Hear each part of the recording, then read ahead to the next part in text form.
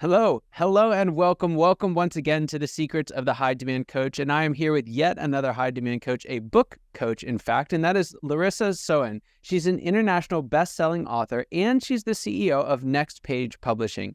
Next Page Publishing is proud to serve and support coaches as they look for ways to boost their businesses and become leaders in their industries.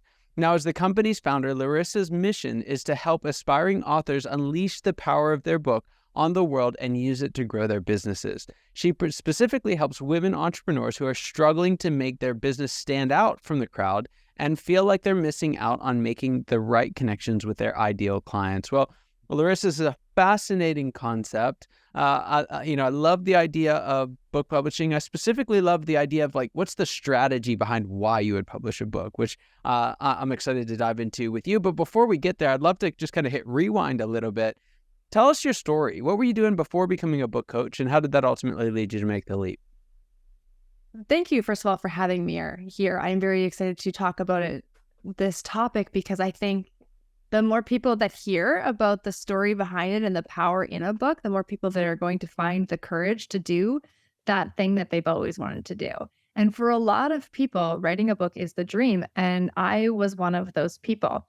In 2021, I left my corporate position. I was a corporate employee working for the man, corporate America, and I was drowning in bureaucracy. And I think that story is so similar for a lot of people, especially the ones that become coaches, because we know that there's a better way. We know how it can suck the life out of you, and we know that other people can learn from our lessons before they go through the hardships that we have gone through. So I left my corporate position in 2021, and I started writing creatively. And I stepped into my first sci-fi book, and I published my first sci-fi book within about 6 months of starting writing it. And it was like this switch had been flipped in my body, in my soul, in my mind. And I knew that publishing was going to be the industry that I needed to step in, but I didn't know what capacity yet. I didn't know if I was going to become a full-time writer. I didn't know if I was going to become a writing coach, if I was going to become an editor. I just knew that I needed to be in the industry. And so I started digging around. I wrote a couple more books. I dabbled in nonfiction. I dabbled in fiction. And I found this niche through trial and error and learning what not to do. When I published my first book, I published with what I now know is a vanity press. And they taught me all the ways that these companies are out there to take advantage of authors, especially new authors who don't know any better and are just looking for someone to help them bring this dream to reality. And so I stepped back and I said, okay, how can I make this the best world for me as a coach, as an author, as an editor, and for the authors themselves? And I found this really cool niche in entrepreneurs. They were the most motivated, with the best background stories as to why they were doing what they were doing. And that is the key to success in a good book. You have to want it, and you have to have the story and the motivation to back it up. And so I created Next Page Publishing. And I have been helping other people publish their books for over a year now. Wow. Fantastic. So you've been doing this for a little bit, some exciting results coming out of it. The first question that I have for you is, I want to kind of take a big step back and say, who should write a book and why? I know that you actually mentioned this before we first started recording, the myth busting thing. Not everyone should write a book. That's one of the myths that a lot of people be like, everyone should write a book. I think everybody has a book in them in some capacity. They just have to find the right angle for them. But not everyone should write a book. You shouldn't write a book if you hate writing. There are plenty of people out there that are amazing speaking, and they're amazing on stages, and they have no business writing a book. And they just don't enjoy it. And why would you do something you don't enjoy? Twofold, because it's going to be a slog and you're going to hate it at the end, and you're never going to want to do it again. And your readers are going to know that you hated it. Whether you know it or not, the energy that you bring to your book shows up in your words, and it shows up in your tone, and your readers pick up on that. So who should write a book? It's the people that are motivated to share their stories with a different kind of audience outside of social media, outside of videos, and they want to connect on a deeper level. Another really good reason to write a book is because we are looking for that reflection in ourselves. And I I just had a conversation with someone who was asking me, like, do you think my story is good enough to write a book? And I said, well, do you think your story is good enough to write a book? And he's like, I don't know. And I said, that's the reason to write a book. Right there, because he needed the reflection. Even if he never published it, he needed that moment of reflection to find out for himself just how amazing his story is. That inspiration that comes from true, honest, written reflection of what you've been through and where you're going. Yeah. Oh, that's so good. So let's say we get the bug, we want to write the book. What would you say are some of the biggest challenges, specifically for female entrepreneurs who want to write, who want to publish a book? Confidence and people pleasing. It's that good girl syndrome that comes across in so many of us. And it's that courage to step outside of what people think we should be doing and doing something that we need to be doing. It's that feeling of, for some people, it's pushing your mom's voice out of your head. Women have a hard time getting mom out of their head. And when their mom thinks that's a crazy idea, we agree. We tend to agree. You're like, oh, right, I could never do that. You're right, mom, my story is not interesting. Or the spouse that thinks, I don't want you to take that much time away from the family, even though we as women know this is what we need to be doing. It's finding the confidence in yourself to believe that this is the right step for you and to believe that you are capable of doing it. Yeah. And we could obviously spend a lot of time on this, but just a couple, I don't even know if hacks is the right word, but just how do you start down that road of building the confidence that you need? I have this saying, and I really wish I could find who said it because I'm not the creator of it. A problem shared is a problem halved. Or worry shared is a worry halved. And what it comes down to is if you can name what your fear is, and it's not you don't have time, it's not you don't have money, it's not you don't have skill. Drop those three. Those are excuses. Those are something masking something deeper. And quite often it's imposter syndrome. I'm scared. I'm worried what people are going to say. I'm worried no one's going to like it. Those are the true underlying fears. Find someone, a coach, a partner, a friend, a colleague that you can talk to about that fear, and suddenly that power it holds over you is cut in half. Because you'll say it out loud and you'll go, and if you find the right person, they'll tell you you're being ridiculous. And you'll hear it in your own voice when you say it. You'll go, well, I can think of 10 reasons that's not true. Yeah. Right. And so a problem shared is a problem halved. Yeah, that's so good.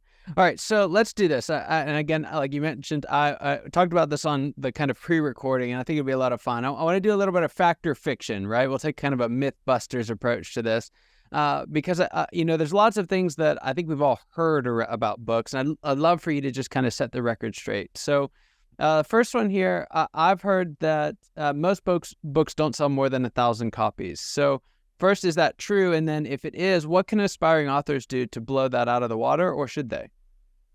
It's fiction, but not in the way you hope.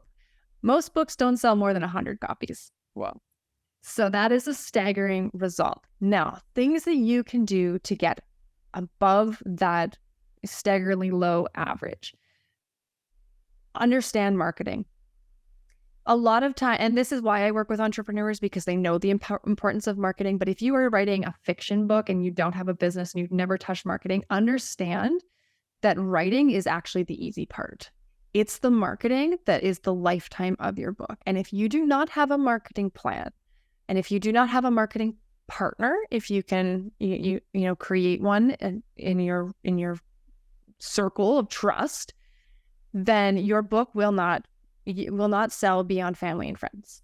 You will not get that reach that you want. You need to understand marketing. And my biggest marketing tip is understand who you're talking to. And you can do that by asking yourself a couple of questions. 1, what does my book do for people? 2, who is struggling with that problem? And 3, where are they hanging out? If you can answer those 3 questions about your book or your coaching program, whatever the case might be, you will soar above that average. Well, and so similar to that, and you've even said this, but I want to go directly after it, and so you kind of probably rephrase a lot of what you said here. But writing the book is the hard part, right? It's getting it out there, and so well, in terms of just kind of expectation setting, how much of the work is the actual writing versus what happens once it's already been written? I'm going to speak specifically to my authors because we have an escalated writing cycle. It's accelerated, I would say.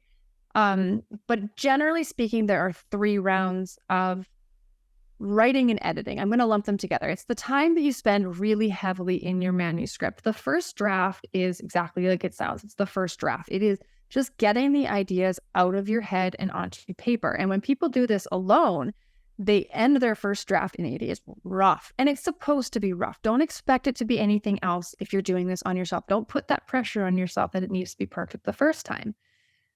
But it's all about getting it out of your head and creating the draft that you can start coming back to. It's called the shitty first draft, and it's supposed to be. Now, in my coaching programs, the way we work on the shitty first draft is we do it with coaching. So you're partnered with a coach, and they're helping you every week. You're meeting with them, and you're getting feedback on your writing. And we do this for 2 reasons. One, it keeps the momentum high. You have accountability. You're moving forward. You're delivering roughly a chapter a week. And 2, you're not making the same mistakes that you would make throughout the entire manuscript. Your coach is going to come in and say, hey, this is amazing. Keep doing this. I need more of this. Or, this isn't working. We need to step back and come at it from a different angle. So by the time, in my coaching programs, by the time they're done the first draft, it's technically done the second draft because you've received all this feedback along the way that you cut out that, 6-month block at the end of the first draft that an author would take for second draft. Mm-hmm. It also effectively acts as beta readers. Now, if you're doing this alone, at the end of your second draft, you're going to go out, hopefully, for beta readers. You're going to go to somebody that's in your niche, in your industry, or someone you trust for feedback, and they're going to give you feedback. Well, that's third draft. By the end of the third draft, you should be ready for professional editing. And I could talk about professional editing for a full another episode, so I won't. But you do need, at some level, you should plan to have a professional editor look at your work. And so it's really, really helpful because I think, for some people, it can just be so overwhelming to think about that. But just the nice, simple steps there and what to do with each one, I think is fantastic. Now, once the book is written, edited, ready to go, what's the process look like from there? So after you're done editing, there's 4 pillars to publishing. And I like to layer it as kind of like an old-timey architectural Greek statue kind of a thing, a monument, if you will. The base level is marketing. And that's very intentional because like I said earlier, if you don't have a marketing plan, you will not feel successful in your book, especially for my entrepreneurs who are looking to make money off of their books. You need to have the baseline of marketing. And then you have 3 pillars on top of that: writing, editing, and publishing. Now, within the publishing platform the publishing pillar is going to come the design work and finding the right platform and publishing platform for you. I highly recommend you invest in a designer that knows your niche, that is going to be able to give you guidance and build in your brand. Again, this comes back to my entrepreneurs. This is a pivotal funnel in your brand. So it needs to match your brand. It needs to be a representation of you, your message, and your company. So finding a designer that's going to do that for you, but it does all come back down to the marketing. You could have the most beautiful cover, the best message in the world, the most unique take on whatever your topic is. If you don't market it, it will go nowhere. And you'll feel sad. And so let's say we've written a great book and now it's time to get it out there. So going back to our factor of fiction, the publisher does all of that for you. So once you've written a book, what should your expectations be of how the publisher is going to get it out there and what you need to do to get it out there? So it depends on what your goals are for the book. Now, if you are partnering with a hybrid publisher like myself and Next Page Publishing, and you have to be really clear with me, and we have to have open dialogue on what are your goals for the book. If your goals are to simply sell copies to potential clients, then we're going to set you up probably on Amazon with an ebook. If your goal is you want to give away signed copies at speaking events, well, we're going to set you up with a paperback where you can bulk order copies that you can sign and then you can sell them that way. If you want to be in bookstores, that's a whole nother publishing platform that we have to start looking at. So you have to be really clear on what your goals are. If you just want to use your book as a funnel and you want to put it up for free on your website, entirely different process. So you need to know going in, what is the long-term goals of your book and how do you plan to use them in your business? Yeah, that's great. And one more fact or fiction here, and then I got a couple of questions I want to kind of dig in around this. But the next one is, do you have to have a big audience before you can publish a book? Is that true or false? That is very false. Very, very false. And the reason that happens, so a lot of people come in to the coaching world thinking, I can't be successful on a small audience. And we've seen it time and time again. And I'm hoping you've had people on your podcast that have talked about the power of small Facebook groups, small and engaged Facebook groups, how many clients you can dig out of them. And the same goes for your book. The problem with people that have a really big audience going in, especially people that don't have a business, chances of that audience being the right audience is very, very slim because they didn't sign up for your book. They didn't sign up for this type of content. They're here for a different reason.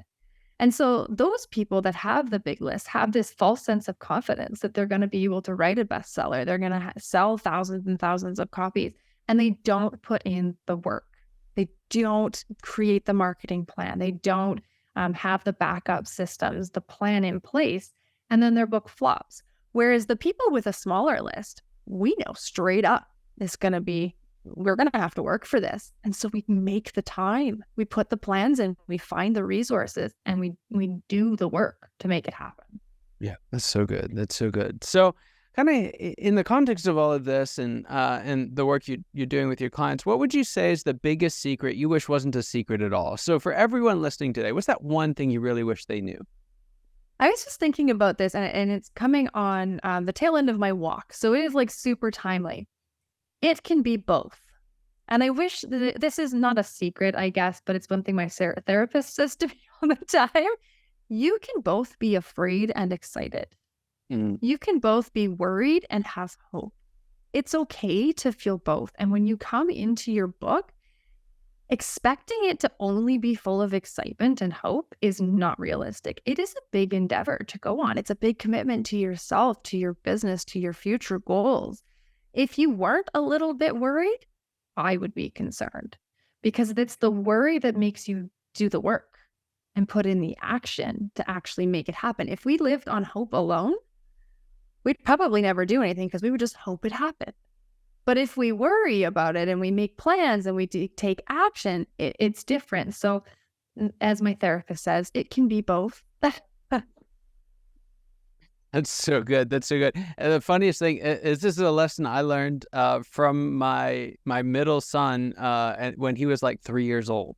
We'd ask him like, how are you doing? And he'd be like, well, like this much angry and this much happy. You know, it's like, for him, it wasn't one or the other. It just completely blew my mind. But you're so right. And I've found that most of the time what we're really feeling, what we're really experiencing, the truth of the situation is that it is both. There's elements of it, and when we ignore one or the other, we lose the value that can come from it. So there's fantastic wisdom in that. So I'm going to shift gears a little bit on you and have you take off your coach hat for a moment, put on your own CEO hat, if you will. Talk to us, what's the next stage of growth look like for you and your business, and what challenge will you have to overcome to get there? Growth is such an interesting thing in your business because it looks so different for everyone else. I used to think I wanted to be a millionaire in my business. My motto used to be, I'll be the face, voice, and founder of $1 million company. And I've been really, we've been ramping up the number of clients we're bringing in, and I've been handling a lot of the sales calls myself. And I realized that if I don't have that connection with my clients that are going through my programs, I think I'd be really sad. I think I would feel like I'm not connected to the company anymore that I worked so hard to create. And so I'm in process right now of shifting what does staying involved look like and scaling up. Because a lot of times we scale up and then we kind of remove ourselves from the picture. No longer are we dealing with the clients, with the finances, with the marketing, and we're pulled up and we're sort of sitting on a pedestal above it all. And I think I would really miss the weeds and being in the weeds with my clients and reading their work and giving them the glowing feedback that they so desperately need in times of uncertainty. And I think I would miss that. So I'm not sure what the future looks like for my business. I'm in transition of just understanding what my goals are long term. Yeah.